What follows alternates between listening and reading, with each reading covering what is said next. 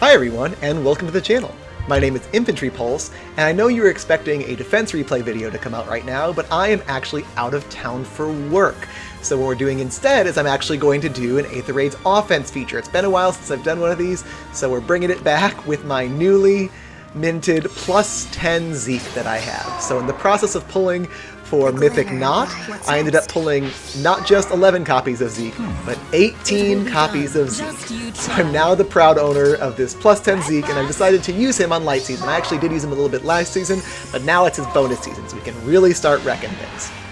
So the first team we're going to see here is Zeke going up against the double Nótt Cavline, right? So a pretty threatening team, to be honest. It's a turn 1 force for most people, Do not think badly for most maps. But Zeke is very tanky. He's a very tanky boy, and I built him up to have Brave Lucina's support behind him. That was the whole concept of building him up. So he has super high visible bulk, as well as having the additional attack and res from attack res link. He has a bunch of attack as well from the 2 joint drive attacks that are on him, one from Lucina and one from himself. He has mirror stance to make sure that he's not getting special down. He's just a really strong unit, and even outside of the bonus season, he could clear most of these maps, most every single one of these maps. So you see there that because of Holy Knight Aura, Leaf actually does get to run down and hit Freya here. My Freya is actually quite good though, so Freya is actually able to tank that hit thanks to her damage reduction based on speed there, and able to live. I do actually have speed defense near trace on my Freya. It's actually a skill that I pulled pretty hard for to get on her, because if you know how well Reagan works in Astra Anima season, it's the same, right? It's not exactly the same, but it's like a budget Reagan. It's the Reagan we have at home. That's really what it is. So here you can see in a lot of these replays, Freya actually comes in fairly clutch. Otherwise, she'd kind of be a deadweight unit, and I would just use her for score. But since I've given her speed defense near trace, she's actually been a quite useful member of the team, which is, you know, what we need from her. I'm going to gamble these traps really fast because I really don't have anything to lose. It looks like Nótt could have hit there, but really it was just because of Holy Knight Aura that was a thing. So both those traps turned out to be the fakes. So we're actually ended up getting air into a very safe position here. Freya can hit that pot and then safely Canto back, so it's, you know, super easy for her thanks to Canto. She has that 4 total movement with her Canto, because it is a remainder Canto, right? So she has 4 total movement to work with there. And yeah, so we'll just be cleaning up here. After that turn 1, with Leaf taking, not Leaf, with Zeke here tanking through Leaf and Sigurd and the Nótt pretty well, he is able to just clear this stage. So that's the end of that first stage.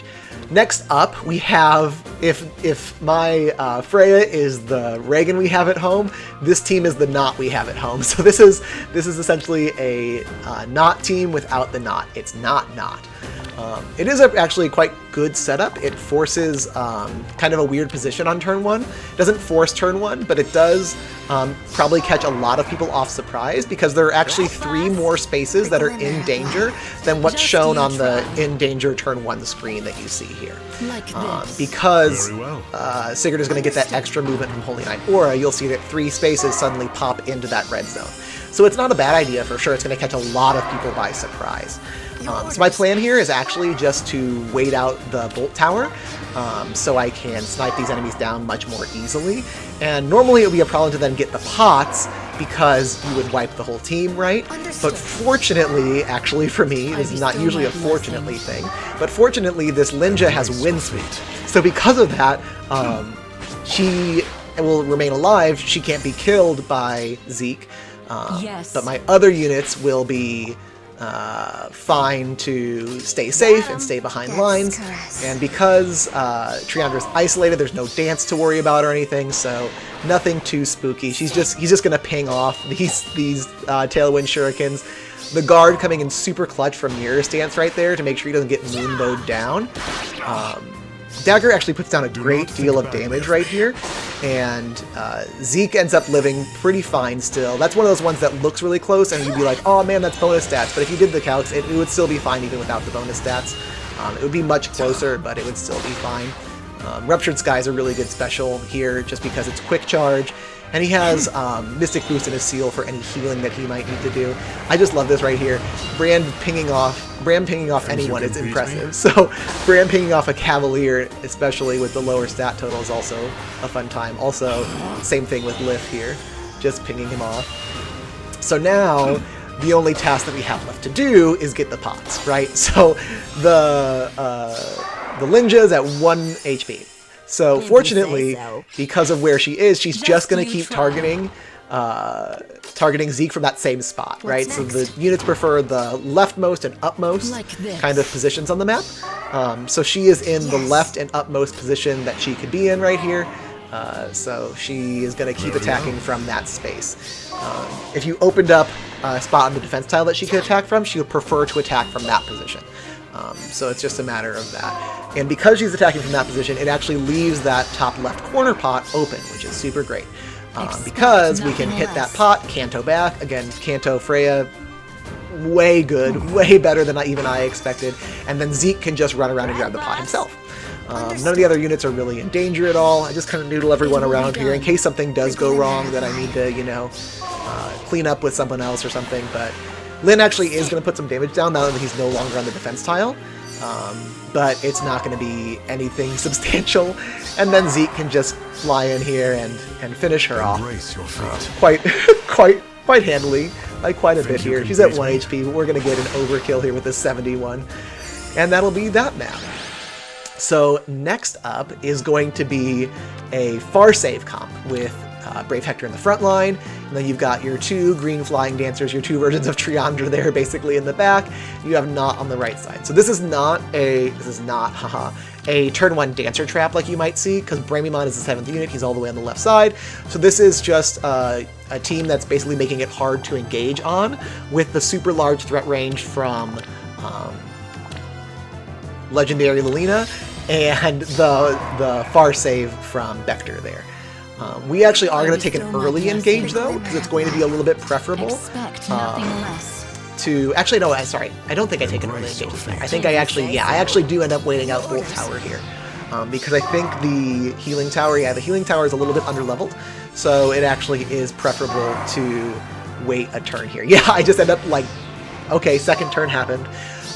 We're going to use Dagger's Pathfinder here to kind of maneuver around and get to a good position. So Dagger's going to move 2 spaces to the right, which allows then Lucina to go across and swap, which activates her Link skill, and she's now in position also to have Greiskugel. I have no idea how to pronounce, I didn't even try that much, her weapon. She's in position to activate her weapon, and Dagger's now safe by repositioning back with air. So Lilina does an okay amount of damage with her studied 4-blaze here, but she's going to get absolutely wrecked in retaliation. The red versus blue is pretty important there. Triandra actually is going to do some damage here, which is actually quite important, because otherwise she might dance. So her doing 10 damage here is actually good news, because if a dancer does 5 damage, they're going to attack, right? So both Peony was isolated, so it wasn't going to matter anyway, but both Peony and Triandra there did 5 damage, they chose to attack.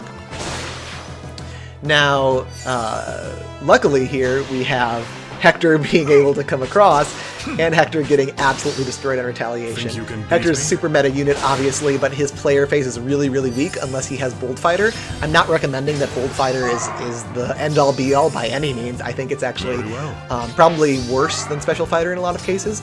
But if you want your Hector to have any kind of a player phase, you would need Bold Fighter probably.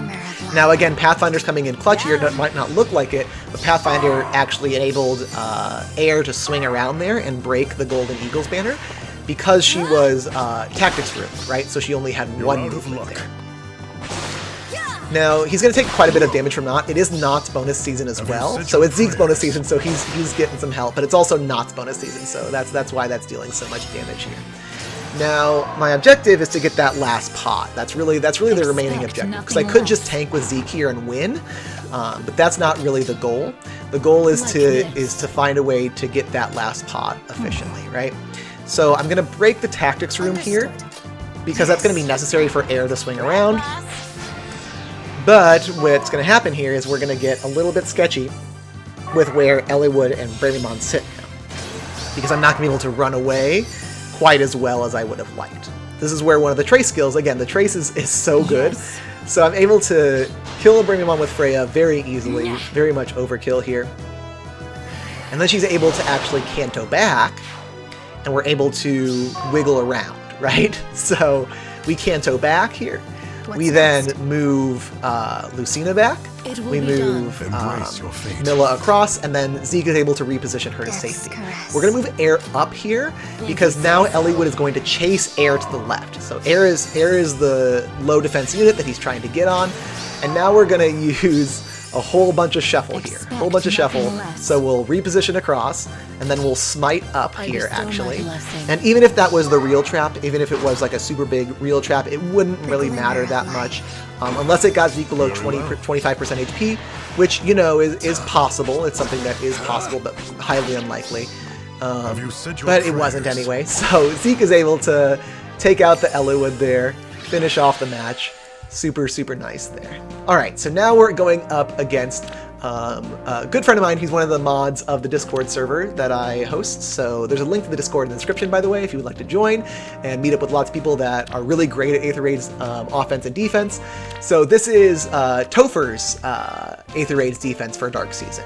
So Topher has this is a dancer trap, but it is isolatable, right? So you can actually isolate it. There's no odd recovery on this team, so it makes it much easier to deal with. We're going to be able to check that heavy trap just in case. I wanted to engage on the Julia, because that is an option, but that is the real heavy trap there, so that's probably not the best idea. So Julia's still going to get danced by Triandra right there, as you can see. We're going to keep on inching up the right side there with Freya. So Freya is going to break out that pot so we don't have to worry about it later, and also open up the right side of the map for us to then take out some of those more difficult to deal with units as well, so we don't have to worry about them as much. So we're able to reposition back with Air. Mila's going to go across so that she can get in range to buff Zeke. Dagger's going to move back, and everyone is ready to go in position, ready to tank. So here's the thing about this map, is that is Fire Sweep Bernie. So Fire Sweep Poison Strike Bernie is gonna have a lot of action in this replay that you're gonna see.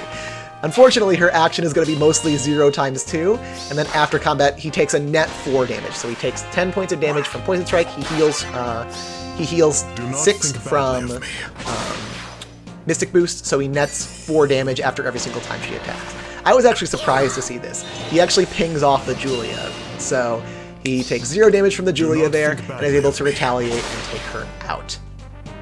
So that's pretty nice. I did actually used to run Quicker Post in his B slot as opposed to lull attack defense, because Quicker Post guarantees that you break through those impacts like you just saw with Julia.